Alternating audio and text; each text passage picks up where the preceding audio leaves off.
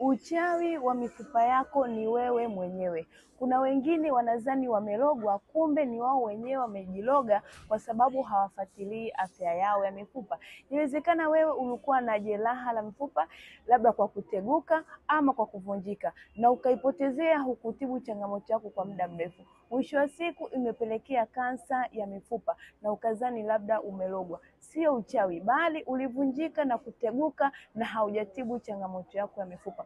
Usipuuzie jeraha lolote la mifupa katika mwili wako. Kama wewe ulishavunjika au kuteguka na hujapata tiba sahihi na imekupelekea kupata kansa ya saratani ya mifupa, nicheki sasa, chukua namba yangu bio ili niweze kukutatulia changamoto yako, kwa sababu huo sio uchawi bali ni uzembe wako. Lakini pia kupitia Joint Care by Evelyn unaenda kutibu changamoto yako. Share video hii kwa watu wengi zaidi, kwa sababu kupitia wewe kuna watu wanaenda kupona.